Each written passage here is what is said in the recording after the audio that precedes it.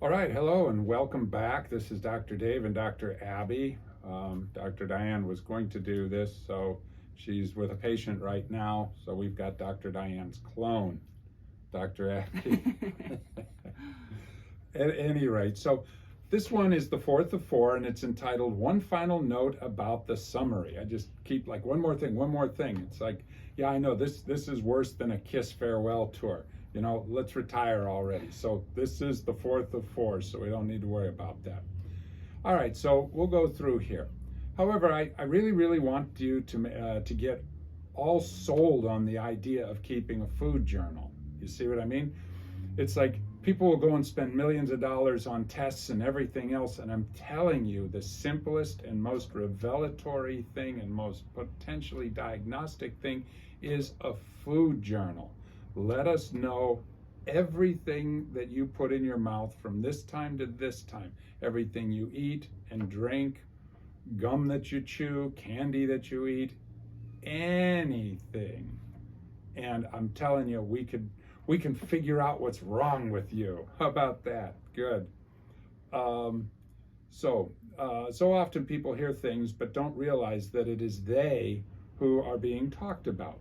Okay, so when I'm saying you need to do a food journal, I'm talking about you. You've heard we've all heard that before. You ever gone to a seminar or a sermon and felt like the speaker or the pastor was talking about you? It's like, oh, you're just being paranoid. No, in this case, I'm actually talking about you. You sitting there on the sofa right now. You that's tilting their head down so that I can't see you. Good. At any rate, I'm talking about you. The food journal is the simplest, most diagnostic thing that it doesn't cost you anything. Take your phone and just write down. So it's not like you got to figure out how to do a test or get to a lab or anything else like that. In the meantime, without really getting into the whys, I'll tell you this. The first step is always to stop harming yourself. Okay, so if you're going to keep the food journal, now we know first step is going to be to stop harming yourself. Why would a person move new furniture and kitchen appliances into a house that is still burning down? And that's what everybody's trying to do. And yet this is what most attempt to do by living an unhealthy lifestyle and trying to eat a salad every once in a while or taking some vitamins. You see the analogy. It's not working. So you have to put the fire out, clean up the mess, and then rebuild. And if you are smart, you will find out what caused the house to burn down in the first place and make appropriate lifestyle changes. As far as the body is concerned, to stop harming oneself, one would eliminate the following types of food. Here we go. I'll give you a second to grab a piece of paper. No, just write it in your food journal, okay? Because you got that handy, don't you? Okay, good. At any rate, the things you want to avoid: anything with refined sugars and sweeteners. Anything. What does the word anything mean? Anything. Okay, but what about anything? Good, too. Anything with refined wheat and grain flour. What does that mean? Anything. So anything that's got grains and wheat and flour and things like that. Obviously, things like almond meal and stuff like that will be pretty fine. Why? Because it's not a grain. Okay. Polyunsaturated vegetable oils and trans fats. This you're just going to have to read every label. You'll see a corn oil, safflower oil, sunflower oil. What other ones? And if I can chime in, this actually made me laugh the other day, or just yesterday. I was in Costco and I was like, I'm gonna do my shopping. This is what's on my list of stuff that I would normally buy. I'm gonna really be diligent about looking at the labels, and if it's got, I really was just looking if things had hydrogenated oils. So it's that corn oil, peanut oil, safflower, sunflower, canola, vegetable oil, those highly inflammatory oils. Everything that I buy had that in it. So I left with ground bison and a tub of greens. It was honestly, I was chuckling as I left, because I'm usually, the cart is filled with, chips, cookies, not that, I'm hammering those every day, but it's just something we would have at the house. But, really when you realize if you don't buy it, you're not going to eat it. It's not like someone's just shoving cookies down your throat. You're actually having a hand in these things. And if you don't purchase them, they don't get consumed as regularly. So just food for thought. And on a side note, because she wasn't leaving with a forklift and a pallet full of food, they actually took her Costco card away. You said you shop at a regular supermarket. If you're not going to be hauling a truckload of stuff out of here, get out. Yeah. At any rate, so those are the three biggies. You avoid the refined sugars and sweeteners, refined wheat and grain flours, and all the polyunsaturated vegetable oils and trans fats. These were all discussed in the earlier blogs, so if you want to go back and look at those. Foods made of these items are typically processed foods. So it's like, well, what if I just don't eat processed foods? Well, yeah, then you're good. You got it. It's like, okay. And so if one were to eliminate the above and then simply start eating nutrient-dense whole foods, that being the actual food itself as Mother Nature made it, this would be an amazing start. Notice I didn't say you need to eat Jim berries during a full moon or go total paleo, keto, pescatarian, vegan, latte vente, right? You hear those? That's great. You don't need to do that. It's like, yeah, I don't eat refined grains. I don't eat processed foods. I don't eat refined wheat and sugars and artificial sweeteners, and I don't eat polyunsaturated vegetables. Yeah, I don't really eat a lot of processed foods. And there was a blog earlier about what processed foods are. There's a hierarchy. Mm-hmm. So obviously an apple that's been rinsed off or blueberries that have been frozen, they're processed, but come on, they're not bad. It's the heavily processed stuff. It's think in terms of a Swanson's Hungry Man TV dinner. Mm-hmm. That's processed food. I will sometimes, when I'm thinking of eating or buying food or whatever, I always think of how far removed from its origin it is. How far removed is a Cheez-It from cheese? Very much so. Yeah. Or if you're craving something cheesy, just eat some cheese. Yeah. It satiates that same need, and it's actually nutrient dense because it's that whole dairy source. It's processed, of course, because it's gone from being dairy to cheese, but it's not filled with all of that other garbage.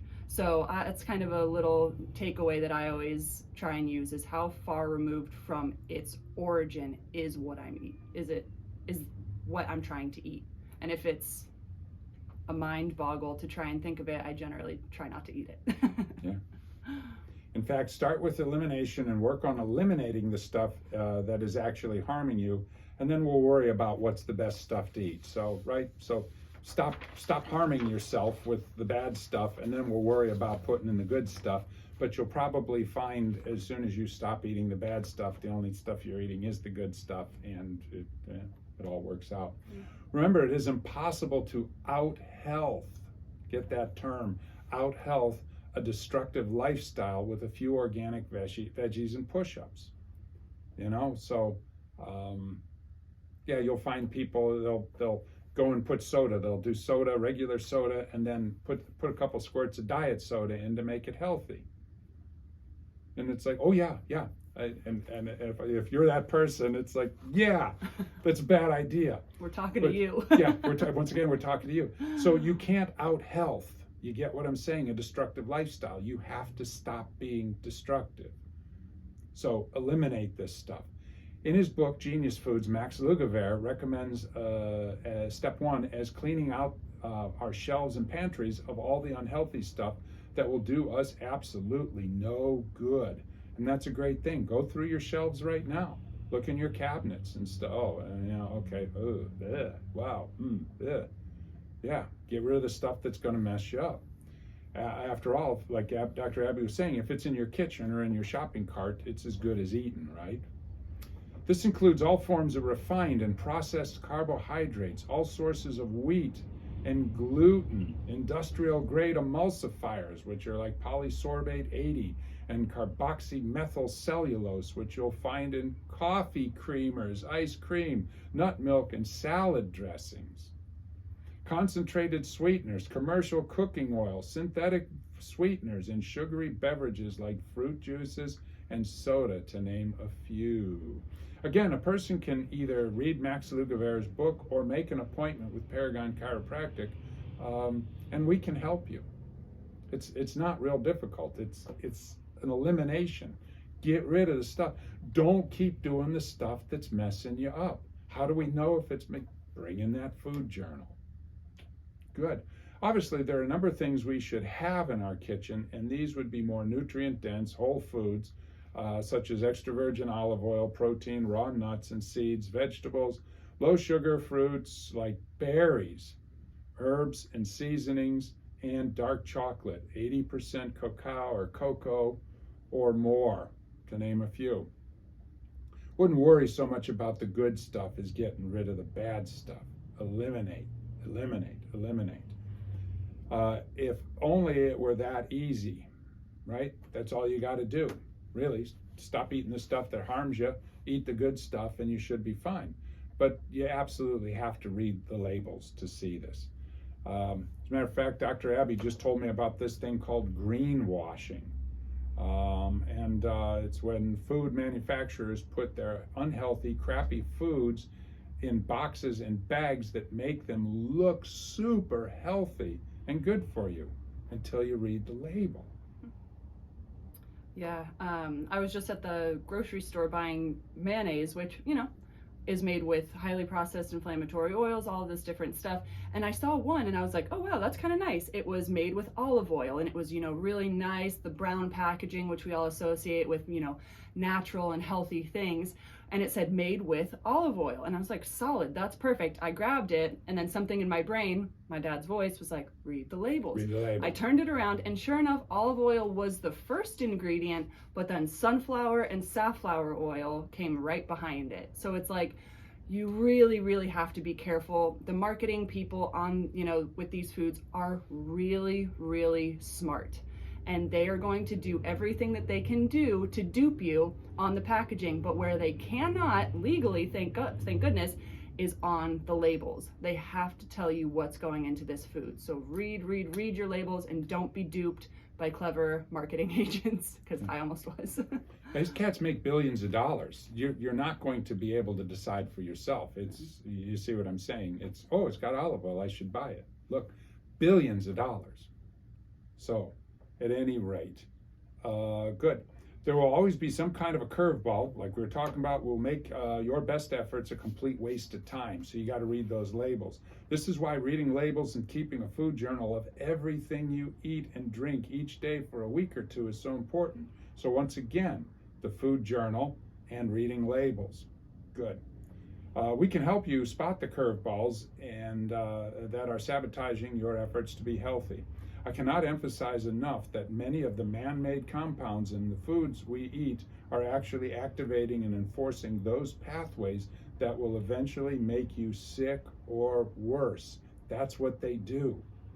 So you have all these pathways in your body that are designed to do things, and certain ones need to be activated, certain ones need to be shut off, but these foods activate the ones that make you want to keep eating. Why? Because we can make some dough off of that. Mm-hmm. And there it is, the word dough. That's wheat, man. So even money's bad for you. Oh no. There are no drugs, diets, miracle foods, or miracle solutions that can overcome an unhealthy lifestyle. Absolutely none, regardless of what the pharmaceutical companies, health food industries, vitamin houses, and exercise fanatics tell us.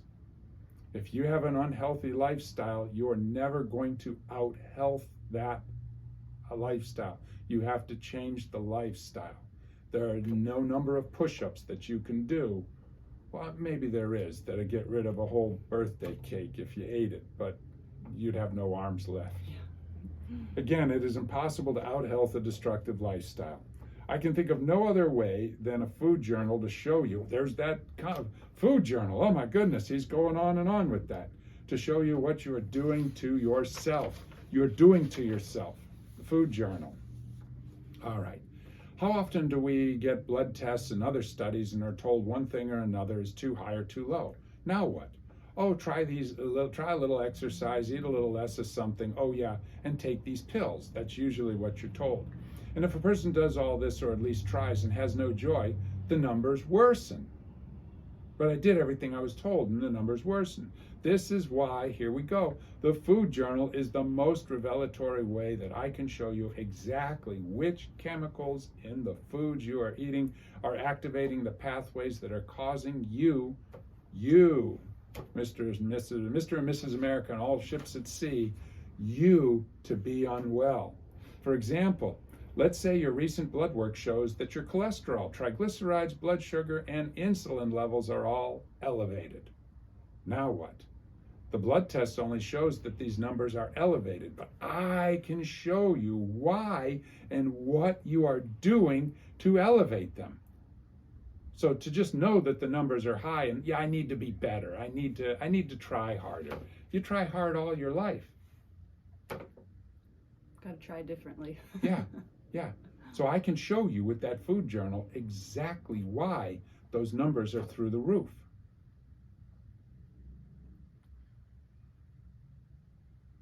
Yeah, I said here, with a food journal, I can show you exactly which foods and drinks are causing your numbers to be screwy. A little Elmer Flood for you. Eliminate the bad and get you started eating yourself to health and wellness. Eating yourself to health and wellness. Eating yourself to health and wellness. Good. Apart from having lied to and been tricked and sabotaged every time you've ever tried to take care of yourself, what would keep you from keeping a food journal and bringing it to us at Paragon Chiropractic and start winning good health? I know you've been tricked. I know you've been lied to. I know you've been told one thing. I know the doctors have said this and said that and everything else. And that's right. That's why we're going to make you your own doctor. And you're your own doctor and your own healthcare provider by reading labels and seeing what you're putting in your body. It's the only way. Okay, good. We have these little notebooks like we talked before that we can give you. The kids tell me most can do this on their cell phones. Doesn't matter as long as everything you eat and drink is recorded. That's the food journal. And you want to know what time you started, when you took your first bite, when you took your last bite. Then you schedule an appointment with our office and we'll take a look at your journal. It'll all make total sense to you, really, when you see this. You're like, you know, as a matter of fact, good. And you will be able to think with our recommendations and provide yourself with the best health care you have ever experienced, ever. And that will be health care that comes from you. I truly hope you will consider my sales pitch to keep a food journal and take advantage of this opportunity to regain control of your destiny. Good. So, again, you can look up that e-booklet from Max Lugavere. And it shows you how to navigate around supermarkets and menus. Our last one of these that we recorded was one of the highest viewers that we had. So if you like it, give us a thumbs up so we'll know to keep doing this. If you don't like it, give us a thumbs down and we'll find something else to bother you with. But in the meantime, while you're trying to figure out if you dig this or not, hey, why not keep a food journal? All right. Until next time, take care. I'm Dr. Dave. Dr. Abby, take it easy. Bye.